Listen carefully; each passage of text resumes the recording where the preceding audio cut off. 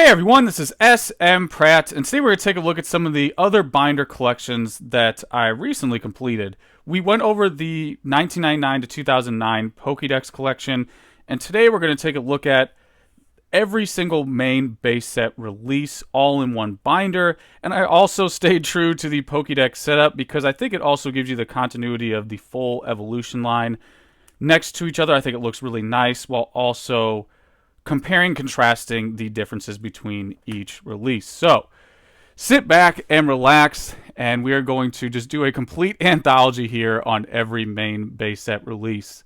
So what I want to do is really just showcase the differences between First Edition, Shadowless, and Unlimited. I think Venusaur is a great example of something that's very apparent. You can see the difference in coloring for Venusaur, where something like Bulbasaur is a little bit more subtle. Nonetheless, it is still present. Does anybody else notice that bug on Bulbasaur? Every single time I see Bulbasaur, I always notice that bug. I don't know why. Just a little bonus point there into my crazy collecting mind. And then moving on to the Charmander evolution line. This is the evolution line for the base set because it has the big King Charizard. Even if you don't like Charizard, you have to appreciate what this card has done for the hobby. I think one of the perhaps undervalued aspects of the difference between Charizard, Shadowless, and Unlimited is that the artwork is similar enough but also different enough to make First Edition Shadowless highly collectible and Unlimited collectible but also not as collectible. You know, that difference between the layout of the card, also the difference in the coloration of the wings, also even to the subtle aspect of the purple background in the Shadowless and the black in Unlimited. I think everything combined, of course, with the added quantity for Unlimited, really gives you a different identity for each card, but also similar in relation to the anthology of base set. So moving along, you have Squirtle, which also illustrates that difference in artwork centering. The one on the right is more centered. The one on the left is more zoomed in. I think if you're in Pokemon Snap, the one on the right might get you a few more points from Professor Oak. Who knows? Depends what he's feeling that day. But nonetheless, there is a difference in the focus on the actual illustration. Wartortle has a subtle difference. I think Blastoise, pretty much every holo card is going to have a significant difference in coloration. Blastoise is always my guy. And then moving on to Caterpie, subtle as well. Metapod pretty much the same across the board. Of course, it has that off-centered energy, which is present on a lot, especially the double colors. I don't know what it was about the colorless. Colorless energy was always off-centered on the First Edition base set. Just one of those tidbits. Weedle, difference in coloration is pretty apparent. I would say the one on the left is much more colorful. One on the right looks like it's sun-faded. And then Kakuna, pretty much the same, very subtle difference. Beedrill is one of the most similar across the board. Somewhat like, I think Electabuzz and Magmar are probably the most consistent. Beedrill is also very similar. Pidgey a little bit different there on the darkness on the left to the right. Pidgeotto pretty much the same. Again, you see that double colorless off-centering. Here's a good compare and contrast for Whirlwind. See it's centered on Unlimited and pushed up on Shadowless. And then Raticate turned into a beast in evolutions, but back in the day wasn't really that playable. And then moving on to one of the most iconic, perhaps the most iconic card in the entire Pokemon TCG is the base set Pikachu. I think it's base set Pikachu and Charizard, First Edition base, is what comes to mind. Perhaps Big 3 and Pikachu is what comes to mind for most Pokemon enthusiasts. And there's just so much variance within the base set alone for Pikachu. I mean, you have 6 different types of cards. You got your First Edition Red Cheek Pikachu, First Edition Yellow Cheek Pikachu. I put the Ghost Stamp Air, which the Ghost Stamp is the First Edition stamp there. You see how it has a consistent pattern. This is what it should look like. This is what it does look like. But this is a consistent enough air, in my opinion, to be an actual established air card. Then you have your Shadowless Red Cheek, Shadowless Yellow Cheek, and of course, Unlimited only had the Yellow Cheek release. Then moving on to Raichu. Raichu is a little bit darker than the Unlimited. Sandshrew has a different background, which is interesting. You'll see this a couple times where the background is different, has a different coloration. I know for a lot of people, they're like, all right, Scott, we get it. We know the deal. We know Shadowless is a little bit different. Nonetheless, I just want to give you a close-up view. And perhaps for people who maybe they don't collect Pokemon, maybe still new to the game, this is hopefully some new information. And while we're talking about the aspect of information for base set, I think moving forward, people are going to be much more focused on the differences between layout and artwork, because going back 5 years, people weren't really talking about the commons and uncommon cards in general. And now the common and uncommon cards alone have a much stronger identity. You know, something even like Growlithe. Growlithe is going to be one of those more difficult cards to find in PSA 10 condition right now, and it earns mid hundreds. I remember selling a PSA 10 Growlithe for $500 because it's not a consistently easy attainable uncommon card, so therefore the price is going to reflect that. So you have more of an identity, more of a specific detailed identity in the base set than you did 5 years ago. And I'm curious to see how that will look like, 3 to 5 years from now, what that'll look like moving forward. Will people pay more attention to the subtle difference in the artwork? Will there be more obscure air cards identified, which actually I found one myself. We'll talk about later in the video. So there's actually a lot to look forward with base set because it is the most historic. Therefore, I think it's going to be very heavily analyzed and, just critically inspected by a lot of collectors. And then again, you have your difference here with the holo cards. Every single one's going to have some type of difference either in the background and or the Pokemon illustration. Machop is another one with that Squirtle centering going on. You can see the one on the right is a little bit larger, a little more zoomed in than the one on the left. Also, slight difference in coloration. Machoke's pretty much flexing equally across all releases here. Machamp is another one of those very this one right here is definitely the most common holographic card, period. But there is still a historic aspect to all this. Machamp, I think, is a weird identity because it is underrated because this card was in all those starter decks. But you have your first edition and Shadowless, the only card to not have a strictly Shadowless release, and also the only unlimited one to have this first edition stamp, but also this edition of the Cosmo Holo. I don't know if you could see that there, catch a little bit, that Cosmo Holo pattern with the 1999 copyright. I think that is something that is unique for Machamp, also keeping the nice three continuity going. But I really like that Cosmo Holo, which was a recent discovery. I think only a few years ago that was a prominent card. Before that, it was a sleeper card that people weren't aware of. Then again, you got your difference there between Magneton, Unlimited, and then first edition Shadowless. Then these are pretty consistent. Seal's pretty consistent. Seal to Dugong. A small seal evolves into a slightly larger seal.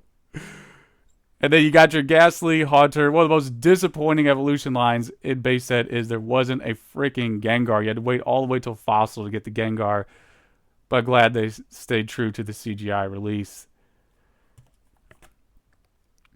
And then moving on to Voltorb. Voltorb, of course, has the air at the bottom here. You see it says, easily mistaken for a Monster Ball. Was corrected for Unlimited. Easily mistaken for a Pokeball. Not sure what that Monster Ball origin is from. I don't know if Pocket Monsters is derived from that. Nonetheless, first edition and Shadowless have Monster Ball. This one, Unlimited, has Pokeball. And then Electrode is pretty much the same. This was my first rare card pull that I can remember from back in the day. And then Hitmonchan, one of the most playable cards. Coughing, another one of those examples where you have the centering difference. You can see the one on the left is zoomed out. The one on the right is a little more zoomed in. Chansey, a little bit more pink on the left, a little less on the right. Actually, this looks somewhat reminiscent of the original Mew. Mew was white with little pink details, and then it went full pink over time. Tangela, another one of those differences between the green and blue. Also slightly different centering there, but this green to blue is a very common theme you'll see between the three releases. Staryu also has a difference in centering, ever so subtle. Also a little difference in coloring. Then there's your Starmie. Jinx, of course, in the English side has the PC-approved purple face. And then Electabuzz and Magmar, I think, the most consistent across each release. I think, in fact, Electabuzz for me is always one that I have the most difficulty from a distance telling is it Shadowless or Unlimited. I think because that black background really obscures it, when you're looking at an image online. Magmar for me was always that card. It's like, why are you not a rare card? Makes no kind of sense. I think, in fact, all of these, I think every individual one of these cards should have been rare, especially Magmar. The Magikarp, a little bit difference there. You can see it's darker from the Shadowless and First Edition release to the Unlimited.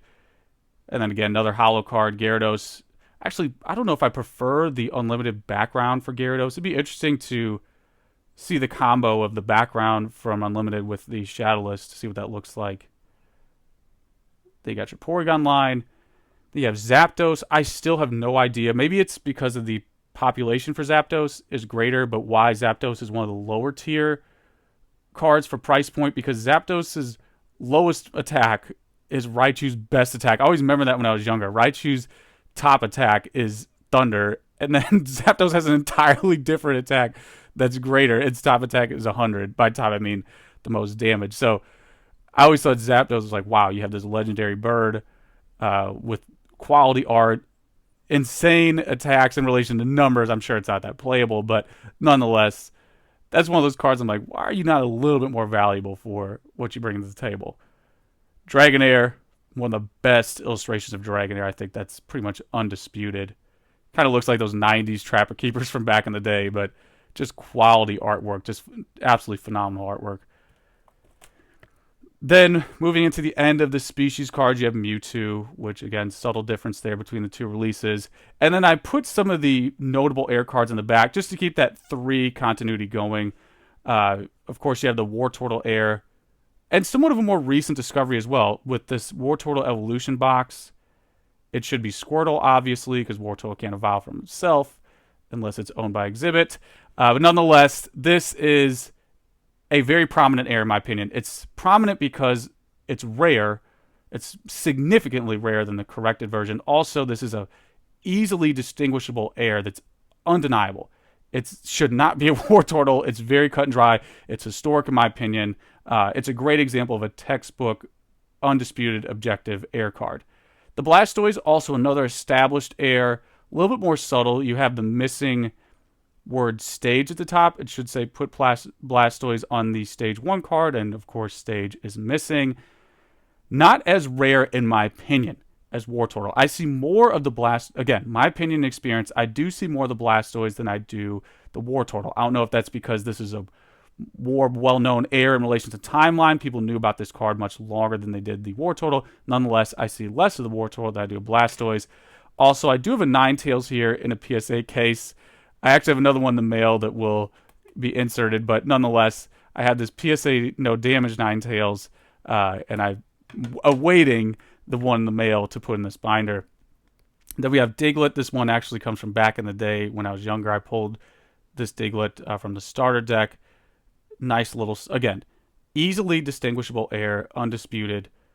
One of the more historic airs, but definitely not high-end in relation to price. This is a great example of a new air that I will actually do its own video on. I'm not sure if you could see the stamp here. There's this subtle but consistent black ink that I noticed. I have about 100. I was going through some of my first edition base collection and or inventory, and I have about 100 Nidorino first edition base cards, and I found about 7 that had this consistent air, which I'll do in its own video. But that's a great example, more obscure, not established, and prominent historic air like Wartortle or even Blastoise, and definitely not like Ninetales or Diglett, but nonetheless, still a consistent pattern that I recently discovered. So, moving into the trainers.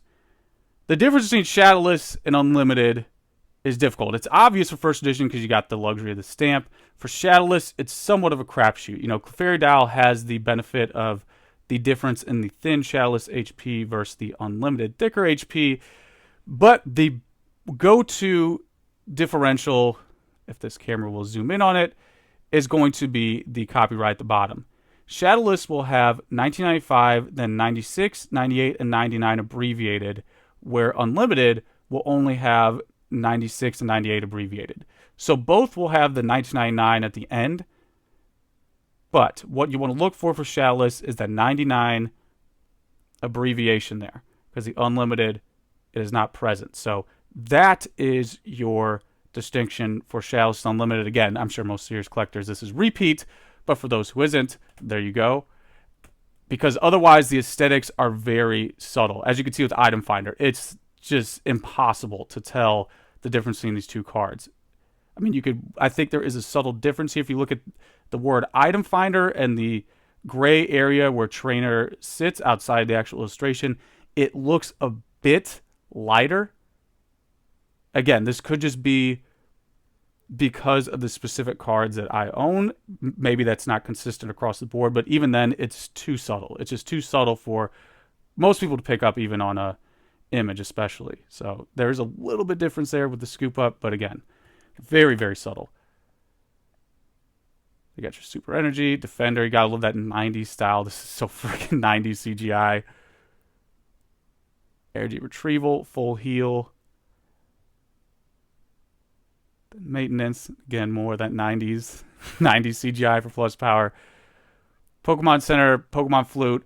This one actually has a difference in the background. Very subtle difference there, but it is noticeable enough.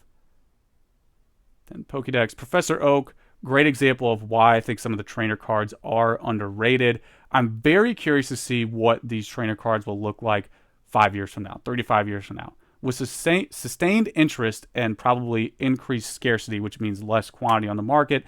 Very curious to see, especially what the uncommon trainers will evolve into. What will they look like in relation to availability? What will they look like for people who are completing the PSA 10 set? Because that is the goal to go after. Whether it's PSA 10, 9, 8, 7, 6, it doesn't matter.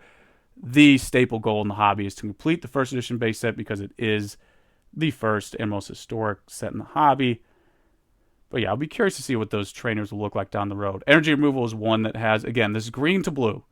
There we see it yet again, that green to blue difference there in coloration. I believe these are still playable. I think you still play Switch and Gust to Win in the current format. Then we're moving into the energies, the last but definitely least for the hobby. The dreaded energies, for me, the double colors was always my favorite. Very difficult card to find back in the day, especially when you're young and pre-internet era and low resource, no money in your pockets. This was something that you would rarely find because it was difficult to pull in a pack.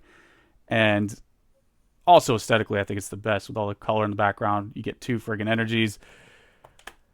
And then here you go, the most common card for first edition base. This will be the last to go in relation to scarcity and rarity, will be the energy cards. I actually like the layouts. I know a lot of people, you get frustrated because they are so common. I still to this day like this layout. I think it's something that really stands the test of time. I think it's reminiscent of the back of the card as well. It looks like that Pokeball on the back of the card. So yeah, you got to have them to complete the set. Need the energies. So there's everything.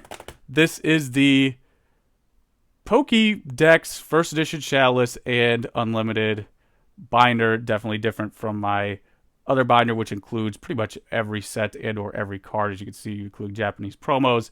I will do some other binder videos down the road. I'll pepper them in there, and we're going to look at all of the sets from Jungle to Fossil to Rocket to Gym to Neo. I'm still figuring out how to organize a lot of them. I got the Jungle, Fossil, Rocket ones down pat, but nonetheless, we're going to look at the layout. And yeah, hopefully you enjoyed this. Hopefully you learned something. As usual, if you have any questions, comments, suggestions, let me know. Until next time, guys.